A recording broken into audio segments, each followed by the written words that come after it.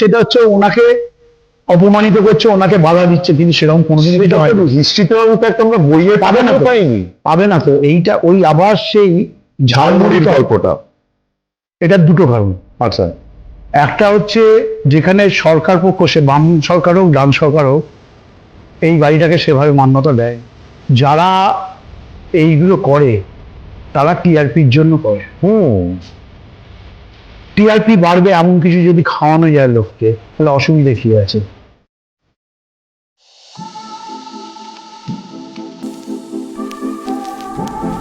পরবর্তী station Shobhabazar, Sutanuti, platform ডান দিকে। স্বামীজিকে একটা সম্বর্ধনা দেওয়া হবে। আচ্ছা, সেই হিসেবে কাশিমবাজার রাজবাড়ি থেকে আরম্ভ করে অনেকেই এগিয়ে আসে, কিন্তু স্বামীজি কলকাতায় আসার পর সেখানেও একটা বিভেদ সৃষ্টি হয়। তখন এই বাড়িরই রাজা বিনয় কৃষ্ণদেব তিনি বলেন আমি সভাপতিত্ব করব এবং আমাদের বাড়িতেই স্বামীজিকে সম্বর্ধনা দেওয়া হবে। আচ্ছা, 1897 খ্রিস্টাব্দের 28শে ফেব্রুয়ারি এই বাড়িতে যখন স্বামীজিকে সম্বর্ধনা দেওয়া হয়, সেই সময়কার ছবি এটা। তখন কিন্তু এই ছবিটা কিন্তু তোলা হচ্ছে বোন অ্যান্ড শেপার্ড আচ্ছা, কোম্পানির নাম, তোমার নাম শুনেছি। একদমই তাই। তখন সবে কলকাতায় এসছে, তারা এই ছবিটা তুলেছিল। আচ্ছা, তখন মাইক ছিল না। আচ্ছা, এই বাড়িতে তো ছেড়ে দাও, ছবিটা দেখলেই বুঝতে পারবে। এই বাড়ির বাইরে রাস্তা জনরণ্য হয়ে গেছিল ওনাকে দেখার জন্য, ওনার বক্তব্য শোনার জন্য। তাহলে মাইক ছাড়া ওরা বাইরের লোকেরা শুনবেন কিভাবে? স্বামীজি এই বাড়িতে বসে 1.5 ঘন্টা ধরে বক্তব্য রেখেছিলেন ইংরেজিতে। আচ্ছা, এবং অনেকেই সেখানে ছিলেন যারা ইংরেজি জানেন না, আবার অনেকে ছিলেন জানেন। তো যারা সামনে থেকে শুনছে, যারা শুনতে পাচ্ছে না বা যারা বুঝতে পারছে না, তারা সামনের লোককে জিজ্ঞেস করছে কি বললেন। সামনের লোক তখন বলছেন যে এইটা বললেন। সেইটা শুনে তার পেছনের লোক জিজ্ঞেস করছে কি বললেন, এইটা বললেন। অনেকটা চাইনিজ হুইসপারের মতন। এইটা হুইসপার ক্যাম্পেনিং বলে একটা ইংলিশে কথা আছে। ঠিক আছে, ঠিক সেইভাবে এই বাড়ির সব লোক থেকে আরম্ভ করে বাড়ির বাইরে যারা রাস্তায় রয়েছে তারাও কিন্তু তার বক্তব্যটা শুনেছিলেন। আগের লোককে যে কি বললেন সে বলতে, তারপরে কনসেপ্টটা ঠিক ছিল এরকম যে উনি তো ইংলিশে বলছেন, এবার যারা ইংলিশে কথাটা বুঝছেন তারা হয়তো বাংলায় ট্রান্সলেট করে দিচ্ছেন। একদম তাই, এন্ড দ্য ভাইস ভার্সা। একদমই তাই। ঠিক এইভাবে এই বক্তব্যটা উনি রেখেছিলেন। এবং সব থেকে মজার ব্যাপার হচ্ছে সেদিনকে এই মাঠেতে 3 জন নারী প্রেজেন্ট ছিলেন। আচ্ছা, 2 জন হচ্ছেন সুইডেনের ভদ্রমহিলা, আচ্ছা, আর আরেকজন ভদ্রমহিলা যিনি হিন্দু। আচ্ছা, তার তখন 9 বছর বয়স। তখনকার দিনে কিন্তু 9 বছর 10 বছরে বিয়ে হতো, বিয়ে হয়ে যেত। ঠিক তাই। তার বিয়ে হয়নি তখন। তিনি এই বাড়িরই মহিলা। তার নাম হচ্ছে কাত্যায়নী দেবী। আচ্ছা, তিনি ওই সবার সামনে দাঁড়িয়ে পুরো বক্তব্যটা তিনি শুনেছিলেন। এবং আজ আমার 60 বছর বয়স, আমি আমার ছোটবেলায় কাত্যায়নী দেবীর মুখ থেকে সেদিনকে তার যে অভিজ্ঞতা সেটা শুনবার সৌভাগ্য হয়েছিল ডাইরেক্ট। এইটা একটা কথা আছে না যে ঘোড়ার মুখের খবর, একদম ব্যাপারটা অনেকটা ওরকম। মানে আজকে আমি এখন বলছি তোমাকে, আমার গায়ে কাঁটা দিচ্ছে, তার কারণ আমার সেই সৌভাগ্য হয়েছিল। এবং তিনি মানে তখন ঠিক যে জিনিসটা ফিল করেছেন, 9 বছর বয়সে হয়তো তিনি সেই মুহূর্তে বুঝতে পারেননি, কিন্তু পরবর্তীকালে তিনি যখন জিনিসটা বোঝেন, তার মাহাত্ম্যটা বেড়েছে তখন তিনি আমাকে যখন তিনি বলেছেন, তখন কিন্তু তিনি 9 বছরের মেয়ে কাত্যায়নী দেবী হিসেবে বলেননি। তিনি কিন্তু আমাকে বলেছিলেন একজন পূর্ণবয়স্কা নারী হিসেবে। সেই ভিজুয়ালাইজ করা একদম যিনি যেটা দেখেছিলেন সেটা আমায় বলেছিলেন। এই জন্য আমি নিজেকে সৌভাগ্যবান মনে করি। না মানে এটা আমরা শুনছি, এটা তো মানে তোমার কাছেও শুনছি, এটার জন্য আমরাও সৌভাগ্যবান। দেখো মানে এই বাড়িতে আমি তোমার একটু আগে বলছিলাম না যে নবজাগরণের বাংলার মানে এইখান থেকে সৃষ্টি হয়েছিল। এই বাড়িতে এমন এমন লোকের পদচিহ্ন পড়েছে, কি বলবো তোমাকে। সাধক রামপ্রসাদ, তিনি ছিলেন কালী ভক্ত। হ্যাঁ, ঠিক তাই। তিনি এই ঠাকুর দালানে এইখানে রাধাকৃষ্ণের বাড়ির যে কুলদেবতা রাধাকৃষ্ণ, তার সকাল এবং বিকেলে যে সন্ধ্যা আরতি হয়, তিনি প্রত্যেকদিন তিনি থাকতেন কলকাতায়, এসেছিলেন দপ্তরির কাজ করতেন গড়ানহাটায়। ঠিক তাই।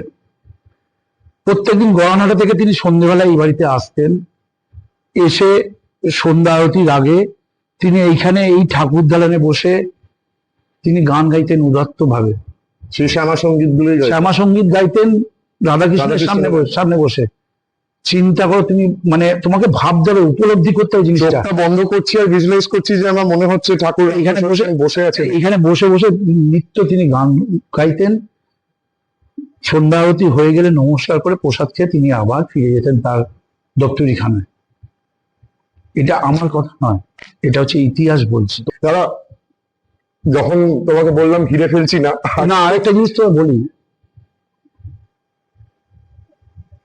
ঠাকুর রামকৃষ্ণ পরমহংসদেবের নাম আমি শুনেছো? এক্ষুনি ওটাই জিজ্ঞেস করতে যাচ্ছিলাম। এই এই- ঠাকুরের পা পড়েছে কি এই বাড়িতে? দেখো, ঠাকুরের পা শুধু নয়, ঠাকুরের হাতটা আমাদের সবাইকার মাথার উপর আছে বলে আমি মনে করি। বেশ। ঠাকুর তখন সবে খামারপুর থেকে কলকাতায় এসেছেন, অল্প বয়স বাচ্চা ছেলে, তখন সবাই তাকে গদাধর বলেই ডাকে। ঠিক তাই। এই বাড়িতে পুজো দু রকমের পুরোহিত আছেন, আচ্ছা। বা ঠাকুর মশাই আছেন বলতে পারো। একজন হচ্ছেন অধিকারী মহাশয়। আচ্ছা। অধিকারী মহাশয় কি, যিনি এই বাড়িতেই থাকেন পরিবার নিয়ে এবং নিত্য দেবতার পুজো করেন সকাল বিকেল। আচ্ছা। আর একজন হচ্ছেন সভাসদ, আগেকার দিনে বলা হতো, এখন আমরা তাকে ঠাকুর মশাই বা ওই ধরনেরই বলি। তো তার কাজ হচ্ছে দুর্গাপুজো, জন্মাষ্টমী, দোল, রথযাত্রা, বিশেষ উৎসবগুলো, সেই পুজোটা তিনি করবেন। এবং তিনি করবেন মানে আমাদের এখানে দুর্গাপুজো হয় স্মার্ত মতো। আচ্ছা। এই বাড়ির দুর্গাপুজো করতে গেলে বা বিশেষ পুজোগুলো করতে গেলে ওই জন্য স্মৃতিতীর্থ ডিগ্রির দরকার আছে। স্মৃতিতীর্থ ডিগ্রি ছাড়া এই বাড়িতে পুজো করা যায় না। এবং এখানেও চলে আসে আবার সেই বংশানুক্রমিক ভাবে পুজোর ব্যাপারটাও হয়। যেমন আগে আমাদের যিনি পুজো করতেন পঞ্চানন ঠাকুর, আচ্ছা, তিনিও স্মৃতিতীর্থ ডিগ্রিধারী ছিলেন। তিনি মারা যাওয়ার পর তার ছেলে জয়ন্ত কুলচারী মহাশয়, তিনি এখন আমাদের পুজো করেন, তিনিও স্মৃতিতীর্থ ডিগ্রিধারী। আচ্ছা। তো এই যে অধিকারী মহাশয়, সেই সময় তার, আমাদের বাড়ির যিনি অধিকারী মহাশয় ছিলেন, তার ওলা ওঠা, অর্থাৎ তখনকার দিনে কলেরাকে বলা হতো ওলা ওঠা, ওলা ওঠা হয়। তো এবার নিত্য দেবতার পুজো কি করে হবে? খোঁজ করতে করতে ঝামাপুকুরে যাওয়া হয়। আচ্ছা। ঝামাপুকুরে গিয়ে যখন বলা হয়, তখন ওখান থেকেই খবর দেওয়া হয়, বলা হয় যে দেখুন, আমাদের তো অনেক যজমান, আমাদের টাইম হবে না, তবে কামারপুর থেকে আমার ভাই এসছেন গদাধর, আচ্ছা। পুজোটা খুবই ভালো করে, আপনারা যদি বলেন আমি গদাধরকে পাঠাতে পারি আপনাদের বাড়ির দুবেলা পুজো করে আসবার জন্য। তো সেই গদাধর এই বাড়িতে, এই ঠাকুর দালানে এসে আমাদের রাধা গোবিন্দ জিউকে 3 মাস, আমি বলবো না, কারণ মাসে অনেক মাসে 30 দিন, অনেক মাসে 31 দিন, বাংলায় আবার 32 দিনও আছে, 90 দিন সকাল এবং বিকেলে এসে তিনি পুজো করে যেতেন। পরবর্তীকালে যখন তিনি রানী রাসমণির দক্ষিণেশ্বরে পুজো করতে করতে পরমহংসদেব হয়ে গেছেন, সেই সময় একদিন তিনি দুর্গাপুজোর অষ্টমীর দিনকে, হঠাৎ সপ্তমীর দিনকে রাত্রিবেলা তিনি স্বপ্ন দেখেন যে মা দুর্গা তাকে স্বপ্নে বলছেন যে তুই যেখানে নিত্য দেবতার পুজো করে এলি, সেখানে যে আমি এত বছর ধরে পুজিতে হচ্ছে, একবার আমার সাথে দেখা করতে এলি না? উনি সকালবেলা ঘুম থেকে উঠেই ওনার যারা শিষ্য ছিল এরকম 8 জনকে বলেন যে চল আজকে আমরা একটা জায়গায় যাব। বলে কাউকে কিছু না বলে ছ্যাগড়া গাড়িতে করে দুপুরবেলা এসে উপস্থিত হন শোভাবাজার রাজবাড়ির মূল দ্বারে, প্রবেশ দ্বারে। সেই সময় এই ঠাকুর দালানে বাড়ির কেউ ছিল না, দুপুরবেলা তিনি এসে মা বলতে বলতে সিঁড়ি দিয়ে উঠে এসে মা দুর্গার সামনে সশরীরে হাত জোর করে শুয়ে পড়েন এবং তার ভাব হয়, সমাধিস্থ না। যখন তার সমাধি ভাঙে, উঠে পড়ে এই সময়ের মধ্যে বাড়ির লোকেরা সবাই খবর পেয়ে গেছে, সবাই ঠাকুরদালানে চলে এসছে, এসে দেখছেন তিনি সমাধি ভেঙে উঠে ভেউ ভেউ করে কাঁদতে কাঁদতে তার শিষ্যদের বলছেন, মায়ের কাছে কিন্তু চাইতে গেলে ষষ্ঠাঙ্গে শুয়ে হাত জোর করে চাইতে হয়, তবেই পাওয়া যায়, হাত জোর করে চাইলে পাওয়া যায় না। আপনারা যদি রামকৃষ্ণ মিশনে কোনোদিনও যান, দেখবেন রামকৃষ্ণ মিশনে যত মহারাজ আছেন তারা যখন নমস্কার করেন ষষ্ঠাঙ্গে শুয়ে হাত জোর করে প্রণাম করেন। এবং এই যে কথাটা বললাম, এটাও আমার কোনো গল্প শোনা কথা নয়, ইতিহাস বলছে। শ্রীমের রামকৃষ্ণ কথামৃত যেটা আছে সেটা নবম খণ্ডে এটা পুরোটা লেখা আছে। আচ্ছা, তো ওই আমি যেরকম বাড়ির ইতিহাস পড়তে পড়তে ঘাঁটতে ঘাঁটতে যেগুলো যেগুলো জেনেছি তার মধ্যে এটাও জেনেছি। মানে ঠাকুরের পায়ের ধুলো এই বাড়িতে আছে, এই বাড়িতে রীতিমতো আছে। এই বাড়িরই একটা অংশ নাট মন্দির, যে নাট মন্দিরে কে সাহেবদের আমলে বলা হতো, সাহেবদের সময় টাউন হলে নেটিভদের ঢুকতে দেওয়া হতো না। আচ্ছা, সেই জন্য ওই রাধাকান্ত দেব মহাশয় তিনি ওই নাট মন্দির তৈরি করেন এবং ওই নাট মন্দিরে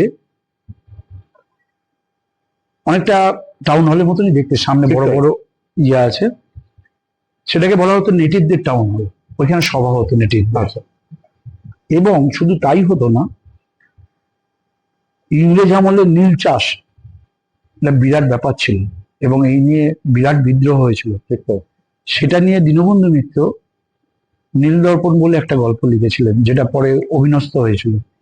তো ওই মঞ্চস্থ হয়েছিল, কিন্তু এই প্রথম মঞ্চস্থ হয় নীলদর্পণ নাটক শোভাবাজার রাজবাড়ির নাট মন্দিরে, এই বাড়িতেই। আচ্ছা, এবং তারও পরবর্তীকালে ব্রিটিশদের বিরুদ্ধে যত রকম কিভাবে ব্রিটিশদের বিরুদ্ধে লড়াই যে করা যাবে, কি করা হবে না করা হবে, অনেক সভা হয়েছে এই শোভাবাজার রাজবাড়ির নাট মন্দিরে। মানে স্বাধীনতা সংগ্রামীদেরও একটা বিরাট ডিরেকশন ছিল। এবং তারও পরে আচ্ছা, এইটাতে আমার এই প্রশ্নটা একটু উঠে আসছে ভীষণ, যেহেতু মানে এই বাড়ির মহারাজারা রাজারা ব্রিটিশদের সাথেও ব্যবসা করেছেন এবং ব্রিটিশারদের এখানে আসার একটা আনাগোনা ছিল, তোমার মুখেই শুনেছি। তো ওই সময় যখন স্বাধীনতা সংগ্রামীরা যখন ছিলেন, ওই তৎকালীন ওই সময় যুগটাতে যারা মহারাজারা ছিলেন, তাদেরকে কোনো রকম প্রেশার ফেস করতে হয়নি ব্রিটিশদের তরফ থেকে? ওরা তো নিশ্চয়ই ইন্টেলিজেন্স থেকে খবর পেত যে এই বাড়িতেও ডেন হচ্ছে একটা স্বাধীনতা সংগ্রামীদের। তোমাকে এই প্রসঙ্গে বলি, রাজা বা মহারাজা উপাধি পেয়েছিলেন মহারাজা নবকৃষ্ণ। আচ্ছা, নবকৃষ্ণর দুই ছেলে, রাজা গোপী কৃষ্ণ, আচ্ছা, গোপীমোহন গোপীমোহন। আর রাজা রাজকৃষ্ণ। আচ্ছা, আমরা যেটা বসে আছি এটা গোপীমোহনের বাড়ি। আচ্ছা, নবকৃষ্ণর বাড়ি, পরবর্তীকালে গোপীমোহন পেয়েছিলেন এই বাড়িটা। গোপীমোহনের ছেলে হচ্ছে রাজা স্যার রাধাকান্ত দেব বাহাদুর। আচ্ছা, যাকে বলা হয় দেব পরিবারের মানে একদম বিশিষ্ট ব্যক্তি বা সব থেকে বিদ্বান ব্যক্তি বা সব থেকে পণ্ডিত ব্যক্তি বা যাকে রত্ন বলা যায় দেব পরিবারের, তিনি। কেন এই কথাটা বললাম, এটা পরবর্তীকালে আসছি।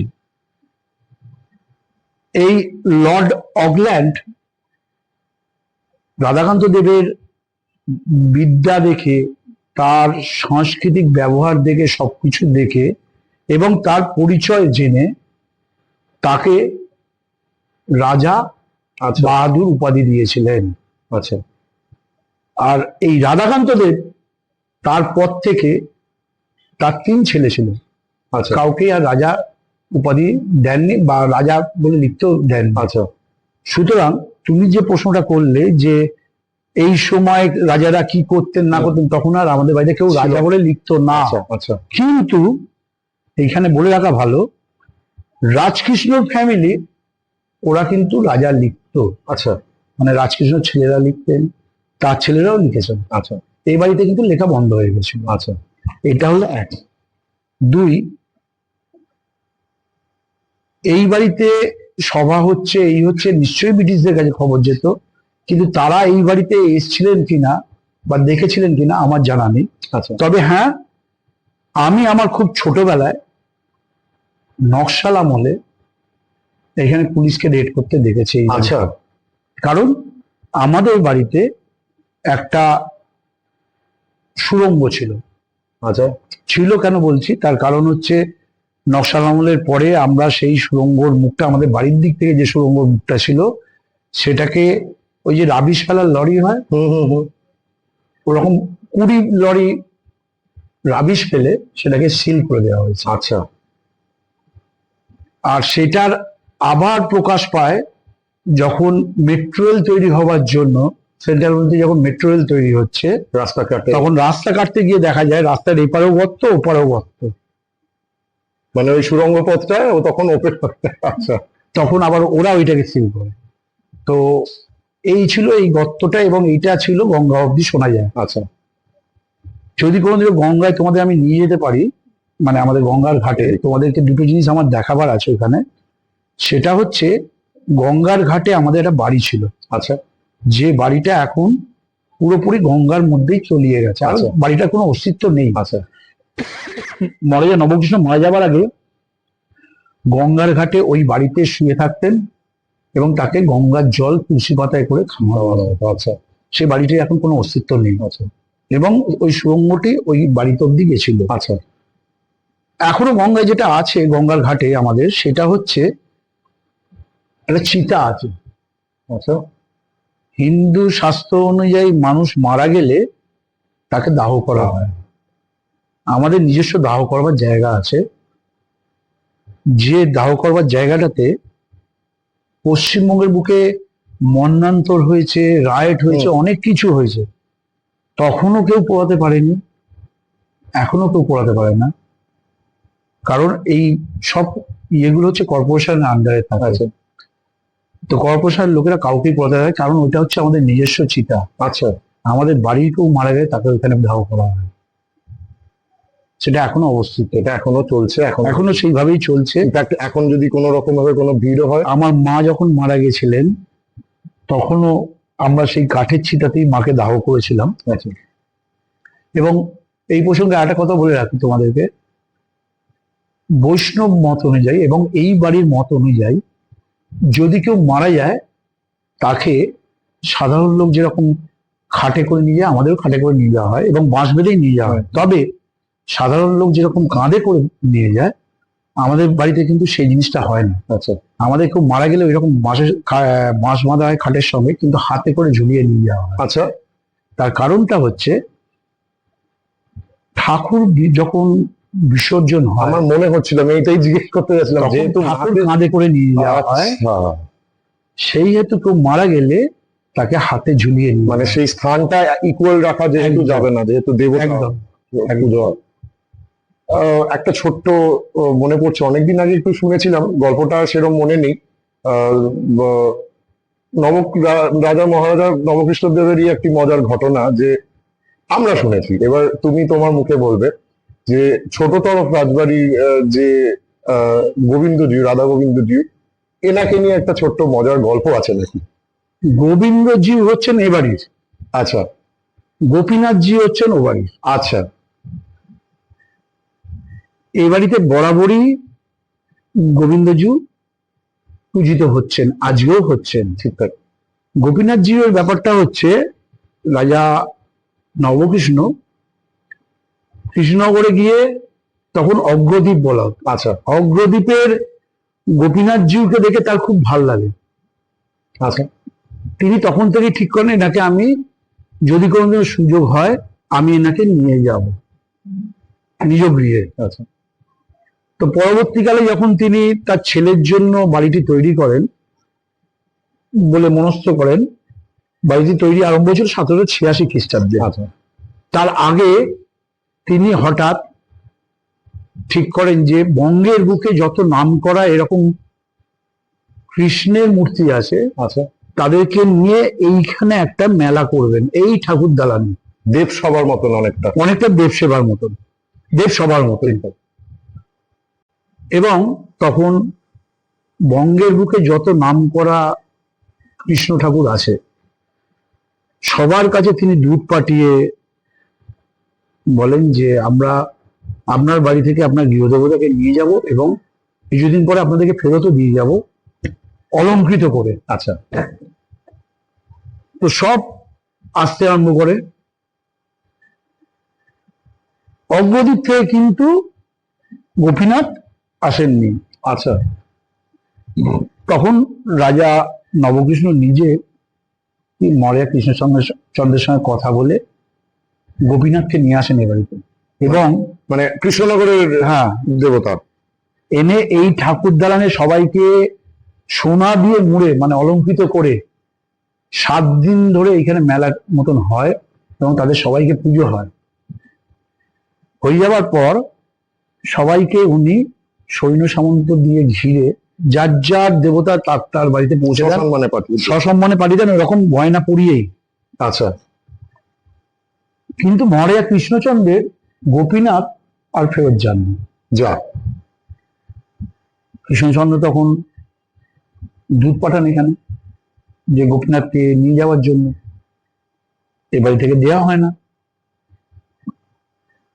তখন উনি ওনার ঠাকুরমশাইকে পাঠান যিনি পূজা করতেন, তিনিও এসে নিয়ে যেতে পারেন না। তখন উনি কেস করেন রাজা নবকৃষ্ণর এগেনস্টে। তখনকার দিনে ভারতবর্ষে কোনো কোর্ট ছিল না, তখন যা কিছু হতো প্রিভি কাউন্সিল ইংল্যান্ডে হতো। প্রিভি কাউন্সিলে গেল কেস, সেই কেসে মহারাজা নবকৃষ্ণ বললেন আমি ওনার দেবতাকে ফেরত দিয়ে দেবো, কিন্তু উনি আমার কাছ থেকে 3,75,335 টাকা যেটা নিয়েছিলেন ধার কদর্য হিসেবে, যদি উনি আমাকে ওই টাকাটা ফেরত দিয়ে দেন আমি ওনাকে। তখনকার দিনে 3 লক্ষ যে টাকাটা তুমি বললে, মানে আজকে 300 কোটি টাকার উপরে অনেক বেশি। 3,75,335 টাকা যদি উনি আমাকে দিয়ে দেন আমি ওনাকে ওনার ঠাকুর ফেরত দিয়ে দেবো। তখনকার দিনে ওই টাকাটা একটা বিরাট টাকা। তো মহারাজা কৃষ্ণচন্দ্র তখন একটু থমকে যান, কিন্তু কোর্ট রায় দেয় কৃষ্ণচন্দ্রকে দেবতাকে ফেরত দিতে হবে। মহারাজা নবকৃষ্ণ তখন বললেন ঠিক আছে আমি ফেরত দিয়ে দেবো। তখন তিনি করলেন কি, গোপীনাথের মতন একই সমান উচ্চতা সমান গড়নের 9খানা কৃষ্ণ ঠাকুর তৈরি করলেন, করে এই ঠাকুর দালানে তিনি পরপর সাজিয়ে রেখে বললেন, আপনি কৃষ্ণচন্দ্রের ইয়েকে বললেন ঠাকুর মশাইকে যিনি পুজো করতেন যে আপনি আপনার গোপীনাথকে নিয়ে যান এখান থেকে। মানে ওই 9টার মধ্যে হয়তো গোপীনাথ জিও আছেন, হয়তো না 9টার মধ্যে গোপীনাথ জিও আছেন। আচ্ছা, উনি বলেন এখান থেকে আপনাদের যিনি ঠাকুর তাকে আপনি নিয়ে যান। যে যিনি সেবাই তার তো চেনা উচিতই তার দেবতাকে। এবং তিনি সব দেখে শুনে তিনি একজনকে নিয়ে এখান থেকে চলে যান। আচ্ছা, গোপীনাথজি কিন্তু এখানে থেকে যায়। পরবর্তীকালে সেই গোপীনাথজি ওনার নতুন বাড়িতে অর্থাৎ ছোট ছেলে রাজকৃষ্ণের বাড়িতে গিয়ে পূজিত হন এবং আজকেও পূজিত হচ্ছেন। আচ্ছা, এই ব্যাপারটা আজকের ডেটে কৃষ্ণচন্দ্রের বাড়ির মানে এখনকার ওনারা জানেন, মানে তারা কি এটা নিয়ে অ্যাওয়্যার? নিশ্চয়ই জানেন, ইতিহাসে যখন লেখা আছে তারা জানবেন না কেন, নিশ্চয়ই জানেন। কিন্তু দেখো তাদেরই লোক যখন একজনকে গোপীনাথজি বলে নিয়ে গেছেন সেখানে তো তাদের আর কিছু করবেন না, কিছু করার নেই, তারা অ্যাকসেপ্ট করে নিয়ে গেছে যে এটাই আমাদের গোপীনাথ। এইভাবেই গোপীনাথজি এখানে রয়ে গেছে। হয়তো গোপীনাথজি নিজেও চেয়েছিলেন এখানে থাকতে, তাই হয়, সেই জন্যই হয়তো তিনি তাই হয়। মানে ঐতিহাসিক শুধু মানে সময়ের সাথে নয়, দৈবিক একটা ইন্টারভেনশন রীতিমতন আছে একদম। দাদা, এবার তোমার হাতে একটুখানি ঘুরে দেখতে চাই বাড়িটা, যদি তুমি নিশ্চয়ই দেখাবো। তার আগে কয়েকটা জিনিস তোমাদেরকে দেখিয়ে দিই, যে কথাগুলো বললাম হ্যাঁ তার কিছু জিনিস আমি তোমাদেরকে দেখাতে চাই। যেমন আমাদের এই ঠাকুর দালানে তোমরা যে বসে আছো দেখবে উপর দিকে কিছু ফ্রেম আছে, সেখানে মাটির কিছু মূর্তি আছে। ঠিক তাই। এবং এই যে মূর্তিগুলো দেখছো এগুলো কিন্তু রামায়ণ এবং মহাভারত থেকে এই মূর্তিগুলো মানে গল্প থেকে এই মূর্তিগুলো তৈরি করা। তখনকার দিনে তো ছবি উঠতো না, তখনকার দিনে ছবির বদলে এইরকম ধরনের মূর্তি করে করে সাজিয়ে রাখা হতো। তুমি পুরো ঠাকুর দালানটা তোমরা যদি ঘেরা আছে, আমি দেখছি এই সাইডেও ভর্তি আছে, তুমি যদি দেখো ঘুরে দেখবে এই জিনিসগুলো আছে। এইগুলো কিন্তু সব ওই সেই 258 বছর 257 বছরের পুরনো এই জিনিসগুলো। এবং এই ঠাকুর দালানে এই বাড়ির যিনি রত্ন, দেব পরিবারের যিনি রত্ন, তারও একটি তৈলচিত্র আছে। তৈলচিত্রটাই বিশেষত্ব হচ্ছে তিনি বসে আছেন মাথায় পাগড়ি পরে, তার গলায় একটা সোনার হাড়ের সঙ্গে সোনার মেডেল আছে। আচ্ছা, যে মেডেলটার উপর লেখা আছে KCSI। এই কথাটার মানে হচ্ছে night commandant of star of India. এবং ইনি এই প্রথম ভারতীয় যিনি ইংরেজদের কাছ থেকে নাইট উপাধি পেয়েছিলেন।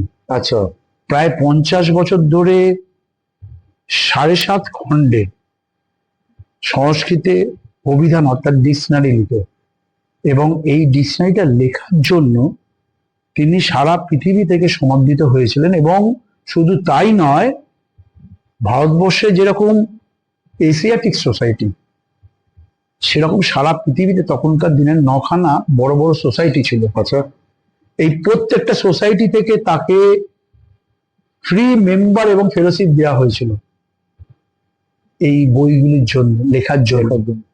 এবং স্বয়ং ম্যাক্স মুলার তাকে জার্মানি থেকে মানপত্র দিয়ে এবং সোনার মেডেল দিয়েছিল, পাঠিয়েছিলেন। ডেনমার্কের রাজা তাকে একটা বড় ইয়ে দিয়েছিলেন, যেটা তিনি পড়তেন না, এত তার ওজন, লকেট, সোনার লকেট। আর ইংল্যান্ডের রানীতে অনেক কিছু দিয়েছেন। এসব তোমাদেরকে সিরিজটা দেখাই। দেখো, এই যে মেডেলটা রয়েছে, এখানে KCSI বলে লেখা আছে। ঠিক তাই, night commander star of India. এবং এই বইটা লিখেই কিন্তু এটা পেয়েছিলেন। আচ্ছা, এই ছবিটার বিশেষত্ব হচ্ছে এটা হাতে আঁকা ছবি। তুমি যেরকম মুখ করবে তোমার সঙ্গে চোখের আমি মনিটর তো দেখছি, মানে আমি এদিকে দাঁড়িয়ে আছি, আমি দেখছি উনি আমার দিকেই তাকিয়ে তুমি আছে। এদিকে এসো, দেখো তোমার দিকে তাকিয়ে থাকবে।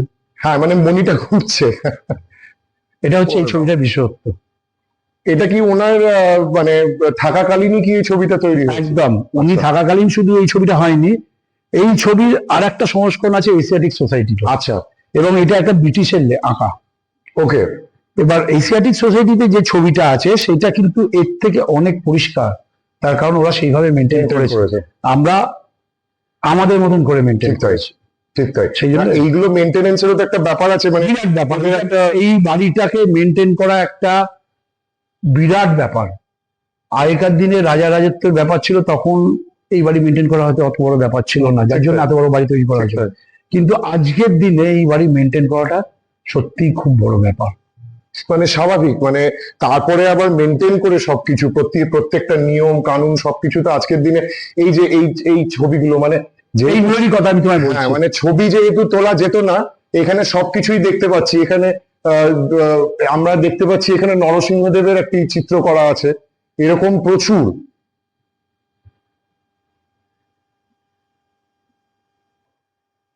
এই দিকটাতে প্রত্যেকটা বিষ্ণুর প্রত্যেকটা রূপ। এইটা দেখো, এইটা দেখলে তুমি একটুখানি বুঝতে পারবে।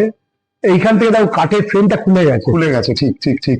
অরিজিনাল মাটির যে অভাবগুলো কিন্তু রয়ে গেছে, দেখো। এসছে, হ্যাঁ, রংটা উঠে গেছে, কিন্তু ওই যে স্ট্রাকচারটা বোঝা যাচ্ছে, যে পরিষ্কার হয়ে যাচ্ছে। পরিষ্কার বোঝা যাচ্ছে।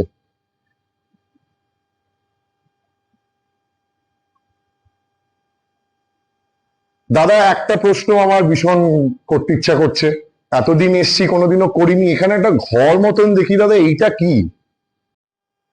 এটা হচ্ছে রাজকোষ। এইটাই রাজকোষ? এই রাজবাড়ির রাজকোষ এত বড়, মানে এটা তো আমাদের এক একটা ফ্ল্যাটের মতন সাইজ হবে আজকালকার দিনে। হ্যাঁ, পুরোটাই রাজকোষ। এটার ভেতর হেঁটে ঢুকতে পারবে, ঢুকে ডান দিকে বাঁ দিকে এর চেম্বার আছে। আবার শুধু এইটা খুললেই তুমি ভেতরে ঢুকলে কিছু পাবে না। আচ্ছা, এর ভেতরে আবার দুদিকে আলাদা করে চেম্বার করা। আলাদা করে সব চেম্বার করা। আর এই রাজকোষে এখনো কি রাজকোষ, মানে একদম নিশ্চয়ই রাখা একদম, হয়, আর সেই সবই আছে, maintenance এর under এ সবই থাকে। আছে, সবই আছে। এই যে স্বামীজির যেটা তোমায় বলছিলাম, হ্যাঁ। ওখানটা একটু দেখো, 28শে ফেব্রুয়ারি 97। ঠিক। আমি একটু আগে তোমার ডেটটা বলেছিলাম। তার 100 বছর পূর্তি হিসেবে এই অনুষ্ঠানটা এখানে হয়েছিল। আচ্ছা আচ্ছা আচ্ছা। এইটা অনুষ্ঠানটা করেছিলাম আমরা এবং বেলুর মঠ মিলিয়ে। বেলুর মঠের সব মহারাজরা বসে আছেন, আচ্ছা দেখো। আচ্ছা, হ্যাঁ তাই তো। এইদিকে বাড়ির মহিলারা বসে আছেন, আমার মা বসে আছেন। হ্যাঁ হ্যাঁ হ্যাঁ। এইখানে একটা বাচ্চা ছেলে, 10 বছর বয়স, সেই ছেলেটি 1.5 ঘন্টা ধরে স্বামীজি প্রথম দিনকে, যেদিনকে তাকে সম্বর্ধনা দেওয়া হয়, যে বক্তব্য রেখেছিলেন, এই বাচ্চা ছেলেটি সেদিনকে 1.5 ঘন্টা ধরে সেই বক্তব্যটি রাখে এবং এইখানে উপস্থিত সবাইকার একটা শিহরণ জেগে যায়। হয়তো বলা যায় না স্বামীজি ওর মধ্যে হঠাৎ হতেই পারে, 100 বছর হতেই পারে, সেটা আমাদের এখানে ছবি করে রাখা আছে। সত্যি মানে ওভারওয়েলমিং, কেননা এই ইতিহাসের এই দেয়াল, এই মাটি, এই তো মানে হাঁটছি হাঁটছি। এইখানে দেখো, এইটা হচ্ছে রাধাকান্ত দেবের মূর্তি। আচ্ছা, ওনার এই মূর্তিটার মধ্যে দেখো কতগুলো মেডেল মেডেল রয়েছে, দেখো কারেক্ট। দেখলেই বুঝতে পারবে। বা ওইদিকে একটা মূর্তি রয়েছে রাধাকান্ত দেবের, দেখো এখানে হ্যাঁ। একটা, এখানে একটা, এখানে হ্যাঁ, একটা।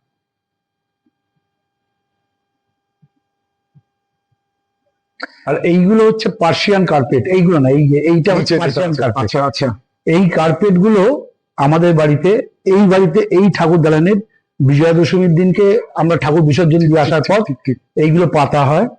তখন ঠাকুর মশাই একদিকে ছেলেরা বসে, একদিকে মেয়েরা বসে বাড়ির। ঠিক তাই।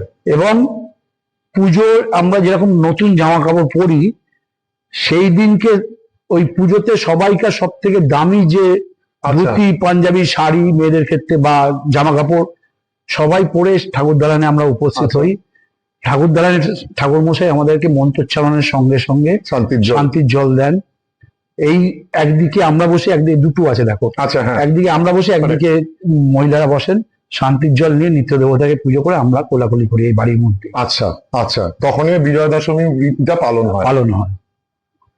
এই ছবিটা হচ্ছে মহারাজা নবকৃষ্ণ, এটাও হাতে আঁকা ছবি। নবকৃষ্ণের সঙ্গে সারাক্ষণ ছায়া সঙ্গী হিসেবে যে থাকতো তার নাম হচ্ছে কান্তা। আচ্ছা, এই হচ্ছে সেই কান্তা। এইটা হচ্ছে এই নবকৃষ্ণের, যেখানেই তুমি যাবে নবকৃষ্ণের যা ছবি দেখবে এই ছবিটাই পাবে। ঠিক তাই, হ্যাঁ। এটা হচ্ছে গঙ্গায় স্নানে, প্রত্যেকদিন যে গঙ্গায় স্নানে আচ্ছা, যেতেন, আচ্ছা, সেই গঙ্গা স্নানে যাওয়ার ছবি। মানে উনি এখান থেকে রোজ হাঁটতে হাঁটতে গঙ্গায় যেতেন, আবার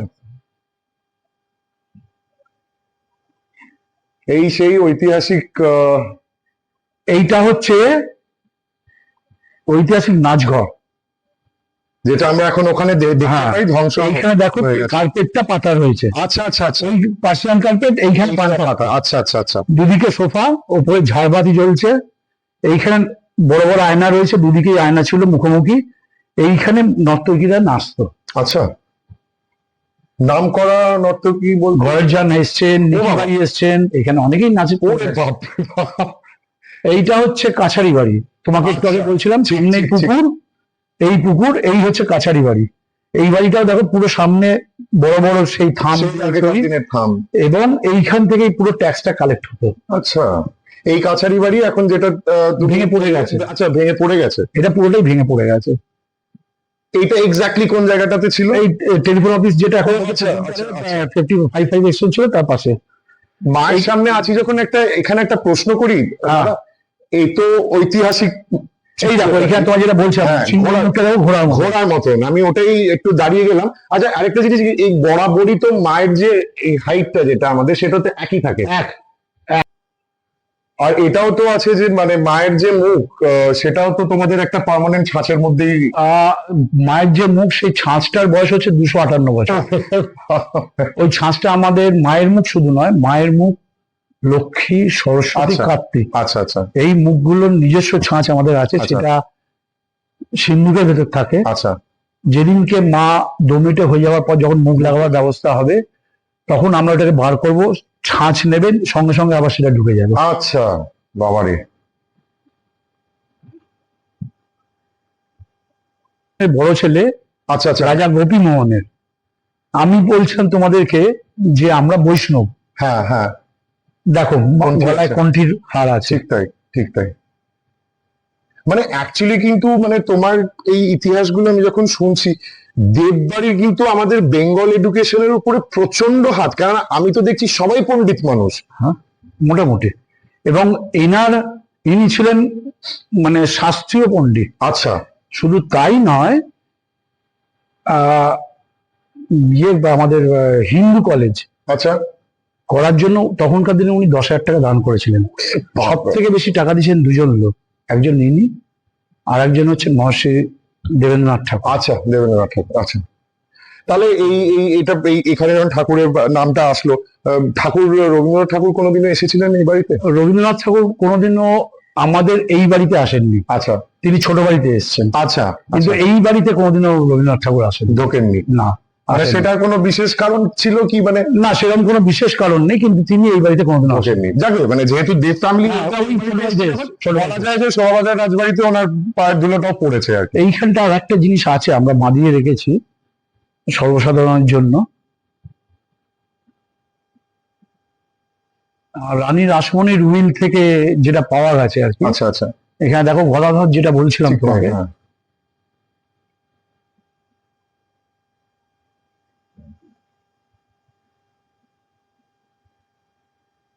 এটাও একটা ভীষণ নেগেটিভ এতে আমরা দেখে এসেছি সিনেমা সিরিয়ালে ভীষণ। রানী রাসমণি সিরিয়াল তো বেশি হয়েছে, শোভাবাজার নিয়ে তো লোকেরা মানুষ সেরকম কিছু দেখেনি, আগামী দিনে হয়তো নিশ্চয়ই দেখবে। আহ, অনেক সময় দেখা গেছে ভীষণ নেগেটিভ কম্পোনেন্টে শোভাবাজার রাজবাড়িকে রাখা হয়েছে সিরিয়ালে, কিন্তু এদিকে যারা আমরা একটু ইতিহাস নিয়ে ঘাটাঘাটি করেছি, মানে এটাও তো তার কারণ আছে। তার কারণটা হচ্ছে, এটা দুটো কারণ। আচ্ছা একটা হচ্ছে, যেখানে সরকার পক্ষ, সে বাম সরকার হোক ডান সরকার হোক, এই বাড়িটাকে সেভাবে মান্যতা দেয়নি, ঠিক আছে। সেটা একটা বড় সুবিধে। যেমন বিদ্যাসাগর মহাশয় বা রামমোহন রায়কে নিয়ে কিছু বলতে গেলে সরকারের দিক থেকে একটা বাধা আসতে পারে, আচ্ছা কিন্তু শোভাবাজার রাজবাড়িকে নিয়ে বললে সেরকম কিছু আসবে না। সুতরাং একে ইজিলি ছোট করা যেতে পারে, এটা একটা কারণ। 2 নম্বর কারণ, যারা এইগুলো করে তারা টিআরপির জন্য করে। টিআরপি বাড়বে এমন কিছু যদি খাওয়ানো যায় লোককে, তাহলে অসুবিধে কি আছে? তবে এই প্রসঙ্গে বলে রাখি, আমরা আমাদের ট্রাস্টের পক্ষ থেকে এর এগেনস্টে একটা কেস করেছি, কেস চলছে, যতক্ষণ না কেসের নিষ্পত্তি হচ্ছে আমরা এই ব্যাপারটা। ঠিক তাই, মানে আমার মনে হয় যারা চলচ্চিত্র জগতে আছেন, যখন একটা হিস্ট্রি নিয়ে কাজ করছেন, একবারইকে টিআরপি দিতে গিয়ে আরেকটা রাজবাড়ি, কেননা আমাদের অনুপাতে এই যে শোভাবাজার রাজবাড়ি বলুন, কাশিমবাজার রাজবাড়ি, এগুলো আমাদের বাংলার ইতিহাস, অ্যান্ড দে হ্যাভ ক্রিয়েটেড একটা বড় মেজর ইম্প্যাক্ট আমাদের বাংলার। মানে আমার বক্তব্যটা এটাই যে শোভাবাজার রাজবাড়ি বলুন, রাজা কৃষ্ণচন্দ্র রায়ের বাড়ি কৃষ্ণনগরে, কাশিমবাজার, সাবর্ণ রায় চৌধুরীর পরিবার, এই সব পরিবার কিন্তু আমাদের জন্য একান্তই আপন, এবং এটা মাথায় রাখতে হবে, এরাই কিন্তু সেই ইতিহাসগুলো আমাদের বাংলার, আজকের বাংলা তৈরি করার পেছনে কিন্তু এনাদের একটা বিশাল বড় হাত আছে, সেগুলো ভুলে গেলে চলবে না। তাই বলছি, যারা করছেন করবেন না, সবাইকে সযোগ্য সম্মানটা দিতে যদি আমরা পারি, আমার মনে হয় সেটা খুব ফিল গুড একটা ফ্যাক্টর। এই ঠাকুর দালানের আরেকটা জিনিস তোমরা লক্ষ্য করেছো কিনা আমি জানি না, ঠাকুর দালানের 4খানা জানলা আছে উপরে। হ্যাঁ, এখানে দেখেছি, ওইখানে দেখেছি, ওই পারে একটা দেখেছি, এই পারেও আছে। এই জানলাগুলোর কারণ হচ্ছে, তখনকার দিনে যখন এই বাড়িটা তৈরি হয়, তখন নারী ছিলেন পর্দানসীন। ঠিক। তো তারা তো দুর্গাপুজো দেখবে, কিভাবে দেখবে? এখানে তো পুরুষ মানুষরা আছে, হ্যাঁ, তারা ওই ওপর দিয়ে দেখতে। আচ্ছা, সেই জন্য এই জানলাগুলো, মানে ওই আগেকার দিনে যেটাকে খিড়কি সিস্টেম বলা হয়, খিড়কি সিস্টেম বলা হয়, এবং এইগুলোতে তোমার ওই সামনে চিক ঝুলতো। আচ্ছা, যাতে একদমই দেখতে না পায়, কিন্তু ভেতর থেকে দেখা যাবে। এই যে দুটো কারণে এই ধরনের সিরিয়াল বা এগুলো তৈরি করা হয়। এই প্রসঙ্গে তোমার একটা কথা বলে, রানী রাসমণির কথা এলো বলে, যখন রানী রাসমণি দক্ষিণেশ্বর মন্দির তৈরি করতে যাচ্ছেন, তদানীন্তন সময় আমাদের দেশে বা পশ্চিমবঙ্গের বুকে বা বঙ্গের বুকে বলাটা সব থেকে ভালো, ঠিক তাই, জাতপাতের একটা বিরাট ব্যাপার ছিল। বাবারে, হ্যাঁ, যে কারণে রানী রাসমণি যখন দক্ষিণেশ্বর মন্দির তৈরি করতে যান, তখন অনেক পণ্ডিত ব্যক্তি তাকে বাধা দেন। ঠিক তাই, তার কারণ তিনি হচ্ছেন নিচু জাত। ঠিক তাই, তিনি কি করে মন্দির করেন? সেই সময় রাধাকান্ত দেব ছিলেন হিন্দু সমাজের কুলপতি, তিনি যা বিধান দেবেন তাই মানা হতো। রাধাকান্ত দেব কিন্তু সবকিছু অগ্রাহ্য করে এগিয়ে যান, এবং তিনি রানী রাসমণিকে মন্দির করার জন্য সাহায্য করেন। ঠিক তাই, কিভাবে সাহায্য করেন? পয়সা দিয়ে নয়, তিনি তাকে সাহায্য করেন যে ঠাকুরের কাছে আবার বেজাত অজাত কি, বা ছোট জাতি বা কি, ঠাকুর সবাই কাছে সমান। ওনার ইচ্ছা হচ্ছে উনি মন্দির করতেই পারেন, তাতে বাধা দেবার কারণ কোনো অধিকার নেই, ঠিক তাই, সেইটা কিন্তু ওই সিরিয়ালে দেখায়নি। দেখাইনি, ওটাই তো আমার বক্তব্য। কিন্তু যেটা দেখিয়েছে সেটা হচ্ছে ওনাকে অপমানিত করছে, ওনাকে বাধা দিচ্ছে, কিন্তু সেরকম কোনোদিনও কিছু হয়নি। হিস্ট্রিতে ইনফ্যাক্ট আমরা বইয়ের পাবে না তো। পাইনি। পাবে না তো, এইটা ওই আবার সেই ঝালমুড়ির গল্পটা। এখানেই কিন্তু ভিডিওটা শেষ হয়ে যাচ্ছে না, দাদার সাথে আপনাদেরকে দেখাবো এই বাড়িতে যে রেনেসাটা হয়েছিল ফিমেল এডুকেশনের সাথে। বড় বড় মনীষীরা এই বাড়ির দালানে যেখান থেকে আমরা হাঁটবো ঠিক ওইভাবেই হাঁটতে হাঁটতে দাদা আমাদের নিজেদের বলবেন। পুরো ভিডিওটা দেখবেন, স্কিপ করবেন না, সাবস্ক্রাইব করুন আর বেল আইকনটা টিপে দিন যত তাড়াতাড়ি, কেননা এই ইন্টারেস্টিং জিনিসগুলো আর দাদার মতন মানুষকে সামনে সিসিআই পারবে আনতে, তাই সঙ্গে থাকুন। ঢোকার সময় আমি একটা জিনিস নোটিস করেছি, এইগুলো আমার ভীষণ মানে চোখ টানছে। এই যে বাগানের চারিপাশে, এগুলোর ব্যাপারে একটুখানি আমাকে বলতে পারবে? দেখে তো লাইট মনে হচ্ছে। হ্যাঁ, এগুলো আগে গ্যাসে জ্বলতো, আচ্ছা, তখন তো ইলেকট্রিক আসেনি, তো যার ফলে এইগুলো গ্যাস ধানি ছিল। এখানে ভেতর দিয়ে সব লাইন, মাটির নিচ দিয়ে লাইন করা আছে। আচ্ছা, এর ওপরে গ্যাস বেরোতো, আর তখন ওই আঁকশির মতন জিনিস দিয়ে, যেগুলোতে ঠাকুরদারের ঝাড়গুলো এখন খোলা আছে, আচ্ছা। সব পুজোর সময় লাগানো হবে। আচ্ছা, তো এই ঝাড়েতে যেরকম ভাবে মোমবাতি আগুন জ্বালানো হতো, ঠিক সেইভাবেই এখানে ওই আঁকশি দিয়ে আগুন লাগিয়ে দেওয়া হতো, আলো জ্বলতো, তাতে আলোকিত আর সব থেকে মজার ব্যাপার, এটা এখনো জ্বলে এই দুর্গাপুজোর সময়। আমি হ্যাঁ, এখন ইলেকট্রিকে জ্বলে। ইলেকট্রিকে জ্বলছে, মানে এটা এখনো মেনটেন একদম। মানে কিন্তু তুমি যে জিনিসটা দেখলে না, সেটা হচ্ছে এইখানে যতগুলো আছে তার মধ্যে 4খানা এখনো রয়েছে, হ্যাঁ বাকিগুলো কিন্তু খোলা রয়েছে। ঠিক তাই, ঠিক তাই, হ্যাঁ খোলা আছে। বাকিগুলো খোলা রয়েছে। দেখো, তার কারণটা হচ্ছে এইগুলোকে আমরা ছোটবেলায়, তখন জিম ছিল না, আচ্ছা, আমরা এগুলোকে ধরে ঝুলতাম, তো সেই জন্য এখনো পরবর্তীকালে যাতে এই জিনিসটা না হয় সেই জন্য আমরা এগুলোকে, বাকিগুলো খোলা আছে, আচ্ছা, এই 4টেকে লাগিয়ে রেখে দিই। আচ্ছা, মানে ওটা আসলে ওই খেলা সূত্রেই বেরিয়ে গেছে আর কি, জিমিং এর সূত্রে। এটা হলো ব্যাপার। চলো, তোমাকে আমি স্বামী বিবেকানন্দ যেখানটা এসে হ্যাঁ, বসেছিলেন, ওই জায়গাটা, এই ছবিটা দেখার পর হ্যাঁ। থেকে আমার ভেতরে একটা সেটা দেখাই।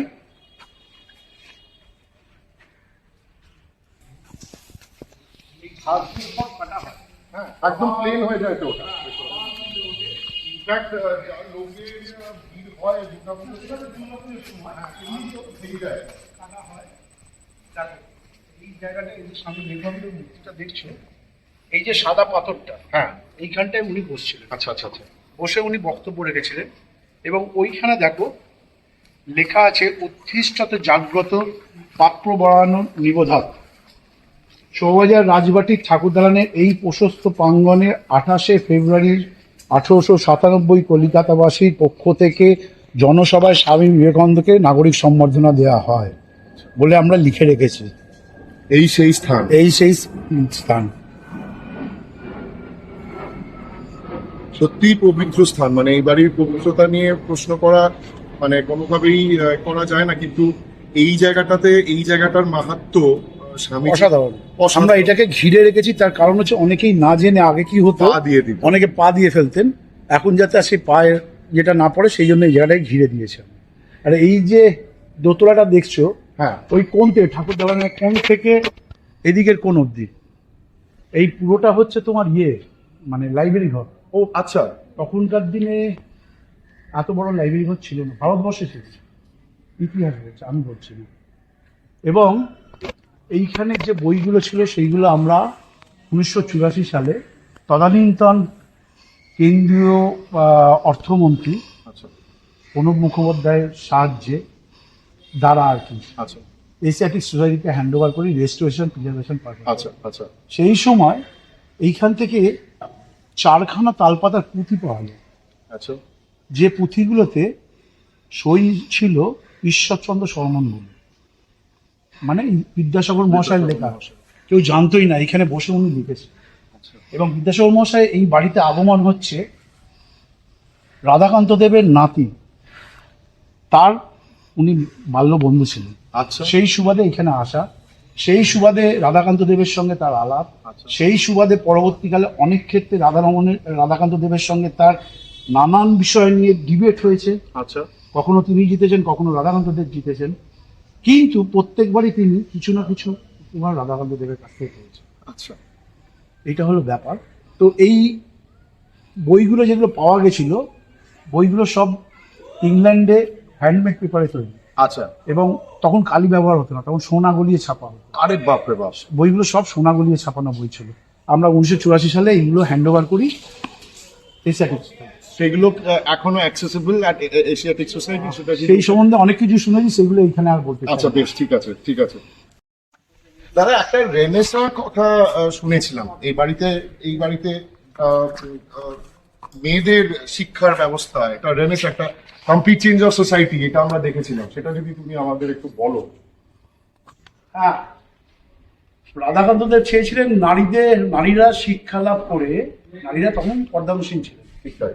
তিনি চেয়েছিলেন নারীরা নিজেরা শিক্ষা লাভ করুক, করে তারা সমাজে এগিয়ে আসে। আচ্ছা, এগিয়ে এসে তারা বিধবা বিবাহ বা সতীদাহ প্রথার এগেনস্টে তারা নারীরা আলোড়ন সৃষ্টি করে। আচ্ছা, তো সেটার জন্য তাদের শিক্ষা লাভের দরকার আছে। তো শিক্ষা লাভ করতে গেলে নারীরা পর্দানসীন, এইগুলোকে পাঠশালা বলা হয়। এইটা বাড়ির তিন দিকে পাঠশালা আছে। তিন দিকে পাঠশালা, ঠিক তাই। এই যে পাঠশালা আর্চ করা রয়েছে, আর্চের ভেতরে মহিলারা বসতেন, আর্চের সামনে চিক ঝুলত, আচ্ছা, এবং এই যে রক দেখো, হ্যাঁ, এই আর্চের রকম। সামনে দিয়ে চারিদিকে রক গেছে। হ্যাঁ। এই রকের উপর দিয়ে রাধাকান্ত দেব মহাশয়, জিরো জিরো মহাশয়, তোমার বিদ্যাসাগর মহাশয় এবং রামমোহন রায়, এনারা এইখান দিয়ে বলতে বলতে যেতেন হেঁটে। মহিলারা বা নারীরা এই চিকের চিকের পেছন দিকে। ভেতর দিকে থাকতেন, তারা শুনতেন। তখনকার দিনে পড়ালেখাকে বলা হতো শ্রুতি। আচ্ছা, শুনে শুনে যেটাকে জ্ঞান অর্জন করা যায়, সেই শ্রুতি তারা ভেতরে বসে শুনতেন, এনারা বাইরে বলতে বলতে যেতেন। এইভাবেই নারী শিক্ষার প্রচলন হয়েছে। মানে এটা যদি আমি এরকম ভাবে হাত দিয়ে মাথায় আনি, তাতেও কোনো মানে এখানে তাদের পায়ে ধুলো আছে। তাতে আর কিছু হবে কিনা জানি না, তবে তাদের পদধূলি পাওয়া যায় বলে আমি মনে করি। আমরা এই বাড়ির সবাই তাই মনে করি। পদধূলিটা অন্তত মাথায় নিলাম। হ্যাঁ। এর থেকে মানে সত্যি মানে একটা না ভেতরে ওই শিহরণ ওঠার মতন একটা উঠছে যে। এবং তোমাকে আর একটা ঘর দেখায়, হ্যাঁ। সোজা যে ঘরটা দেখতে পাচ্ছ, একদম straight। সবুজ রঙের জানলা রয়েছে। এই ঘরটার বিশেষত্ব হচ্ছে উনি যে প্রায় 50 বছর ধরে অভিধানটা লিখলেন, অর্থাৎ সংস্কৃতে ডিকশনারিটা লিখলেন, আচ্ছা, সেটা তো ছাপতে হবে, নাহলে জনগণ পড়বে কি। উনি বিলেত থেকে, রাধাকান্ত দেব সেই সময় বিলেত থেকে পেডেল মেশিন আনিয়েছেন, আচ্ছা, এবং সংস্কৃত অক্ষর শীষে গলিয়ে তৈরি করেছে আচ্ছা। এই বাড়িতে করে। ওই ঘরটাতে ওই মেশিনটা থাকতো এবং ওইখানে ছাপা হতো। ওই সেই ঘর। ওই হচ্ছে সেই ঘর, এই ঘরটি হচ্ছে সেই ঘর। এবং আরো একটা জিনিস, তোমার বাড়িতে ল্যাপটপ থাকুক, কম্পিউটার থাকুক, যাই থাকুক, দেখবে ফ্রন্টে গিয়ে তুমি যেই ফ্রন্টটা টিপবে, তুমি ভান্না থেকে আরম্ভ করে, যেমন অনেকগুলো ফন্টের নাম আছে, সেখানে একটা ফন্টের নাম হচ্ছে রাজা ফন্ট। আপনারা পাবেন, আপনারা দেখুন, দেখে একটু চেক করে কিন্তু বলবেন কমেন্টে, পাবেন রাজা ফন্ট। এই রাজা ফন্টটা হচ্ছে তাকে উদ্দেশ্য করে, তাকে সম্মান জানিয়ে এই ফন্টটা তৈরি, এবং এটা যার জন্য তার তখন থেকে এটা রাজা ফন্ট নামে বিখ্যাত, এখনো চলছে। বিরাট ব্যাপার, এটা বিরাট ব্যাপার, এটা সাধারণ ব্যাপার না। মানে অ্যাকচুয়ালি বাঙালিরা কতটা শিক্ষিত আর তখনকার দিনে কতটা অ্যাডভান্স ছিলেন। আর হ্যাঁ, এটা অনেকে বলে বড় রাজবাড়িতে অনেকে টাকা অপচয়, না এই বাড়িতে কোনো অপচয় দেখছি না, এইসব করে বেরিয়েছেন লোক। আরো একটা কথা, আজকালকার দিনে আমাদের বলা হয় যে নারী পুরুষ সমান অধিকার, বা বাবা বা মায়ের সম্পত্তি সমান অধিকারিণী হচ্ছেন নারী এবং পুরুষ, ঠিক, বলা হয় তো। ঠিক। 1800 খ্রিস্টাব্দে রাধাকান্ত দেব সেটা করে গেছিলেন, অন্তত আমাদের বাড়ির ক্ষেত্রে। তিনি করেছিলেন কি, তার এই বাড়ি শুধু তার ছেলেদের নয়, তার মেয়েদেরও সমান অধিকার করে দিয়ে গেছিলেন ছেলেদের সঙ্গে। সেটা ভাবতেই পারা যায় এবং না যে কারণে সময়। অনেকে যখন শোভাযাত্রা রাজবাড়ি বলে, অনেকে বলতো দেবেদের বাড়ি, আচ্ছা, কিন্তু এখন সবাই বলে যে শোভাযাত্রা রাজবাড়ি। তার কারণটা হচ্ছে এখানে দেবেদেরাও যেরকম আছেন, ঘোষেরা আছেন, আচ্ছা। ঘোষেরা আছেন, মিত্রীরা আছেন, সবাই আছেন, যেহেতু মেয়েদের সবার ইকুয়াল রাইট। একদমই তাই। সুতরাং বুঝতেই পারছো তার দূরদর্শিতা কত দূর ছিল। মানে তখনই কোনো ঝামেলার হবে ভেবে কিছু তখনই নিজে থেকেই সব করে দিয়ে সব গেছেন। করে দিয়ে গেছেন, যাতে আর আগামী দিনে কেউ চুলোচুরি না করতে। অন্যান্য আমরা তো অনেক জায়গায় দেখি, আর নাম নিচ্ছি না, এটা নিয়েও, হ্যাঁ তুমিও জানো আমিও জানি, এটা নিয়ে এটা বিরাট করে দিয়ে ব্যাপার। গেছে। মানে আর একটা জিনিস দেখো, এই যে সামনেটা দেখছো, এই ওপরের দোতলাটা, এইটা হচ্ছে ঐতিহাসিক তোমার নাচঘর। আচ্ছা, এই এটা ছবিটা আমরা ভেতরে দেখি। ভেতরে দেখেছো, এই নাচঘরের শেষ নর্তকীরা মেখেছিলেন 1940 সালে, আচ্ছা এবং সেই সময় 1940 সালে এই নাচ ঘরে নর্তকীরা নাচার জন্য একটা আমন্ত্রণ পত্র তৈরি হয়েছিল। সেই আমন্ত্রণ পত্রটা খুললে হয়তো আমি তোমার ছবিটা দিতে পারবো। আচ্ছা খুব দেখ করছে। তো এই নাচঘরটাতে 57 খ্রিস্টাব্দে তৈরি হয়েছে। আচ্ছা এইখানে অনেক বড় বড় নর্তকীরা নাচ করেছে। অর্জন থেকে লিখিবাই থেকে অনেকেই এখানে নাচ করেছে। এবং সব থেকে মজার দেখা, নর্থ লাইভ 1757 খ্রিস্টাব্দে যখন এখানে নাচ দেখতে এসেছিলেন এবং ঠাকুর দুর্গা পুজো দেখেছিলেন, তিনি তো ম্লেচ্ছ, তিনি সবকিছু খান, তাকে তো বৈষ্ণব বাড়িতে ঢুকতে দেওয়া যায় না অন্দরমহলে। ঠিক তাই। যে কারণে এই নাচ ঘরের বাইরে দিয়ে সিঁড়ি ছিল। আচ্ছা সিঁড়ি দিয়ে উঠলেন, উনি নাচ ঘরে নাচ দেখলেন, ওইখান থেকে দুর্গা ঠাকুর দেখলেন সুবিধা ঠাকুর দালানে, দেখে ওইখান দিয়েই বেরিয়ে গেলেন, তিনি কিন্তু বাড়ির মধ্যে ঢুকলেন। রথ দেখা কলা ব্যথা একসঙ্গেই হলো। এবং লর্ড ক্লাইভ এই বাড়িতে দুবার এসেছিলেন। আচ্ছা 1759 খ্রিস্টাব্দে তিনি এসেছিলেন এবার। আচ্ছা এছাড়া লর্ড বেন্টিং এসেছেন অনেকবার, লর্ড কর্নওয়ালিস এসেছেন অনেকবার, অনেক লর্ডেরা এসেছেন এবার।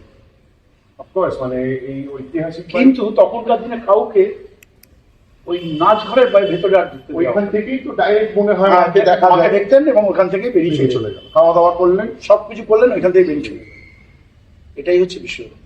কিন্তু আগে যেরকম এক রঙের হতো, এখন আমরা নানান রকম নিজেরা অর্ডার দিয়ে দিয়ে এক এক দিনে এক এক রকম ওটা রঙের অসুবিধা করি। নেই। ঠিক তাই। পরি।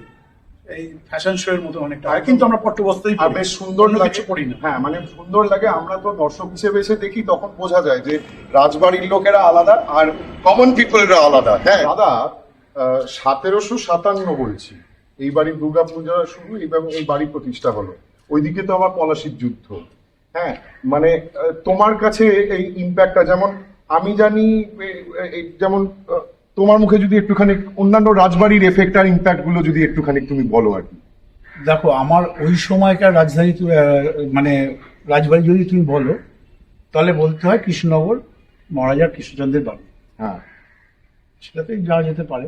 তবে আরেকটু এগিয়ে গিয়ে তুমি যখন পলাশির যুদ্ধই তুললে, মুর্শিদাবাদে কাশিম বাজার রাজবাড়ি। এটা শুরু করার আগে একটা প্রশ্ন করেই দিই দাদা, কৃষ্ণনগর রাজবাড়ি বললে আর কি কোনো রাজবাড়ি নেই? রাজবাড়ি সেই অর্থে বলতে গেলে এটা ক্যালকাটা গেজেট বলে ইংরেজিরা একটা বার করতো। আচ্ছা অ্যাজ পার ক্যালকাটা গেজেট কলকাতার বুকে একটাই রাজবাড়ি, আচ্ছা। সেটা হচ্ছে শোভাযার রাজবাড়ি। এটাও কিন্তু আমি চ্যালেঞ্জ নিয়েই বললাম। আর ওইদিকে হলো কৃষ্ণনগর রাজবাড়ি। ওইদিকে হলো কৃষ্ণনগর এই রাজবাড়ি। দুটোই রাজবাড়ি বাংলার বুকে? না, এছাড়াও ছিল আচ্ছা মহিষাদল রাজবাড়ি, আচ্ছা এরকম আরো কিছু রাজবাড়ি ছিল, আচ্ছা কিন্তু সেগুলোতে যাওয়া যেতেই পারে। পরবর্তীকালে তুমি যদি 1757 থেকে একটু ইংরেজদের কাছ থেকে এই রাজা খেতাব পেয়ে আর একটা বাড়িও, সেটাও খুব প্রাচীন বাড়ি, আচ্ছা 1757 আগেকার বাড়ি, আচ্ছা আমাদের এই বাড়ি তৈরি হবার আগেকার বাড়ি। সেটা হচ্ছে মুর্শিদাবাদের কাশিম বাজারের রাজবাড়ি, রায় প্যালেস যেটাকে আমরা বলি। যেটাকে রায় প্যালেস বলা হয়। আচ্ছা সেই বাড়িটা তারা হয়তো রাজা উপাধিটা পরে পেয়েছে, আচ্ছা কিন্তু সেই বাড়িও অনেক পুরনো। দাদা তুমি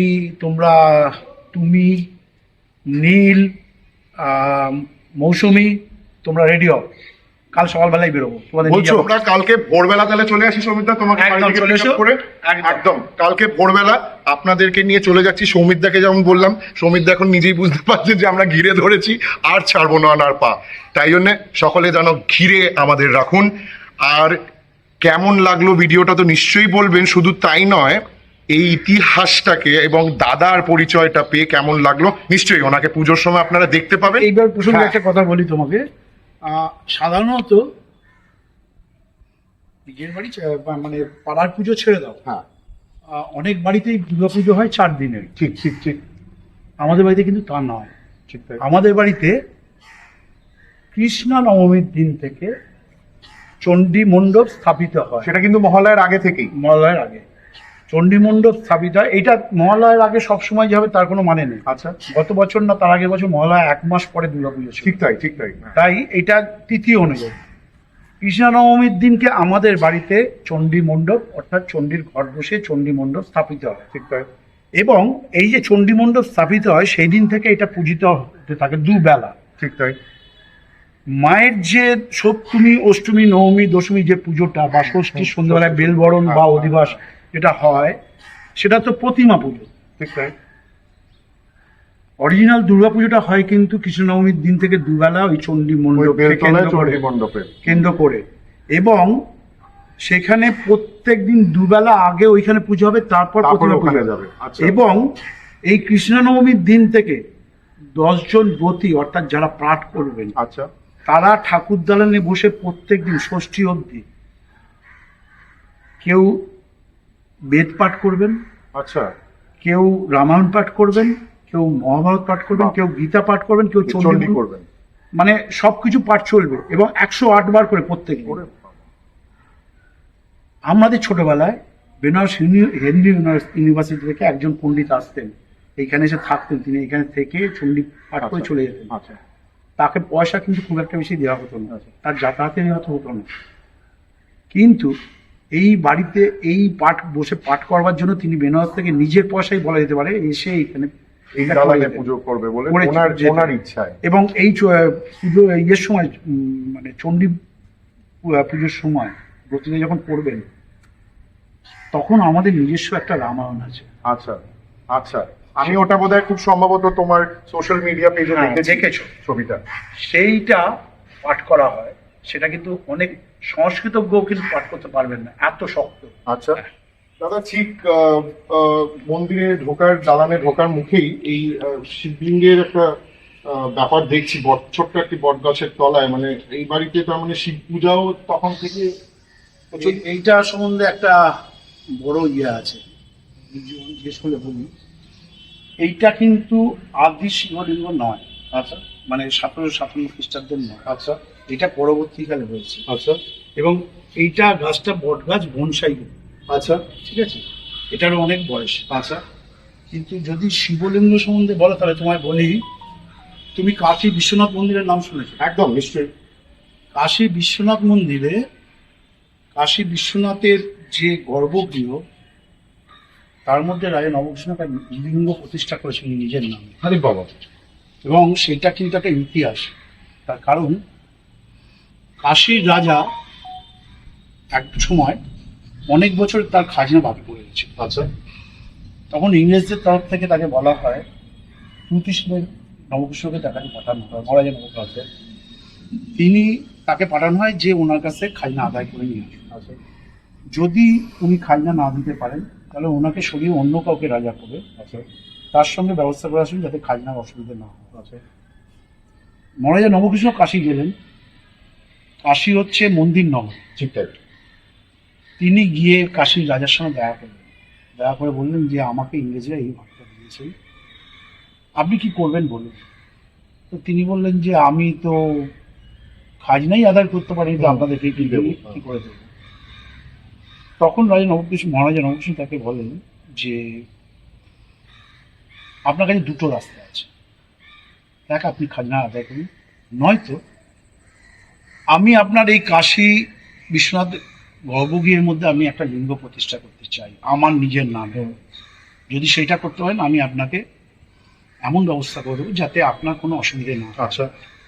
এবং আগের যে পুরনো খাজনা যেটা বাকি আছে সেটারও আমি ব্যবস্থা করে দেবো। আচ্ছা। তখন কাশীর মহারাজা বলেন যে দেখুন, আমি রাজা হতে পারি কিন্তু ওই জায়গাটা পুরোটাই পাণ্ডাদের আন্ডার, আচ্ছা। আমার পক্ষে কিছু করা সম্ভব নয়। তখন রাজা নবকৃষ্ণ করলেন কি, কাশীতে যে যত মন্দির আছে তিনি কাউকে কিছু না বলে, কারোর পার্সোনাল মন্দির, কারোর এমনি মন্দির, যত রকমের মন্দির আছে, তিনি যে মন্দিরগুলো একটু ভগ্ন প্রায় তিনি নিজে সারাতে আনলেন। আচ্ছা। মানে লোক দিয়ে সারাতে আনলেন। আচ্ছা। পুরো কাশী শহরে একটা আলোড়ন সৃষ্টি হলো যে এত মন্দির কে সারাচ্ছে। জানা গেল কলকাতার শোভাবাজার থেকে একজন মহারাজা এসেছেন, তিনি সারিয়ে দিচ্ছেন। তখন পাণ্ডারা এসে ওনার সঙ্গে দেখা করেন। উনি বলেন আপনাদের সব মন্দির আমি সারিয়ে দিয়ে যাচ্ছি যাতে আপনারা ভালোভাবে পুজো করতে পারেন, তবে আপনাদের এত ভালো যিনি মহারাজ তিনি হয়তো আর থাকতে পারবেন না, তার জায়গায় আমি অন্য একজনকে মহারাজ করে দেবো। তখন পাণ্ডারা বলে সে কি, মহারাজকে সরিয়ে দেবেন মানে? না, উনি এত বছর খাজনা দিতে পারেননি। দুটো রাস্তা আছে, এক আপনারা আমাকে ওই গর্ভগৃহের মধ্যে নবকৃষ্ণ লিঙ্গ প্রতিষ্ঠা করতে দিন, আর নয়তো ওনার যা খাজনা বাকি আছে সেটা এক্ষুনি দিয়ে দিন, নচেত অন্য কাউকে আমি এখানে বসে দিয়ে যাব, তাতে আপনাদের অসুবিধা হলেও হতে পারে। আপনারা চিন্তায় পড়ে যান, চিন্তা করে তারপর তারা পারমিশন দেন ওইখানে একটা প্রতিষ্ঠা করা। আচ্ছা, এবং তখন ওই গর্ভগৃহের মধ্যে কাশী বিশ্বনাথের লিঙ্গর পাশে উনি নবকৃষ্ণ লিঙ্গ বলে একটা লিঙ্গ প্রতিষ্ঠা করেন নিজের নামে। সেটা এখনো ওইখানে ছিল, তবে এই কিছুদিন আগে ভারতের বর্তমান প্রধানমন্ত্রী কাশী বিশ্বনাথের মন্দির যখন রিনোভেট করলেন, ঠিক। তিনি এইটার জন্য আলাদা করে একটা মন্দির করে দিয়েছেন আচ্ছা আচ্ছা আচ্ছা, যেখানে নবকৃষ্ণ লিঙ্গ। সেই নামে এখন পূজিত, এখনো পূজিত। তার মানে বেনারসও যেতে হচ্ছে দাদার সাথে, তার মানে কোনো দিক দিয়ে ছাড়া যাচ্ছে না। এই প্রসঙ্গে একটা কথা বলে রাখি, তার হ্যাঁ। সঙ্গে যখন রাধাকান্ত দেবকে নিয়ে কথা হলো, ঠিক। ওনাকে নিয়ে আমি একটা বই লিখছি, আচ্ছা, শুধুমাত্র ওনার উপরই, সেটা এবারে পুজোয় বেরোবে। বেশ। তো ছবিতে বই, একদম একদিকে ইতিহাস থাকবে, একদিকে ছবি থাকবে। আচ্ছা আচ্ছা, যদি পারো বইটা খুলে দেখো। এই বইটা আমি এটুকুন বলতে পারি, অনেক কেউ যদি রাধাকান্ত দেবকে নিয়ে কোনো পিএইচডি বা কোনো কিছু কাজ করতে চান, তাকে অনেক রকমভাবে সাহায্য করবে। এমন সব তথ্য আমি সাল তুলে তারিখ তুলে আমি তথ্যগুলো এখানে দিই। পুজোর সময় তার মানে ব্যাপারটা বেরোচ্ছে পুরো পুজোর বইটা। সময় বেরোচ্ছে। তার মানে আপনারা সেই বই লঞ্চটা চোখের সামনে দেখতে পাবেন এবং বইটাকে প্রক্রিয়ার করার চেষ্টা করুন। যারা সত্যি যেরকম দাদা বললেন যে এটা নিয়ে একটা রিসার্চ করতে চাইছেন, তাই বুঝতে পারছেন। আর সময় না নষ্ট করে দাদা, কালকে চলো, ভোরের এবার- জন্য হ্যাঁ। কিন্তু বেরিয়ে যেতে হবে একদম। হ্যাঁ। এবার কিন্তু দেখা হচ্ছে দাদার সাথে কাশিমবাজার রাজবাড়িতে, রয় প্যালেস।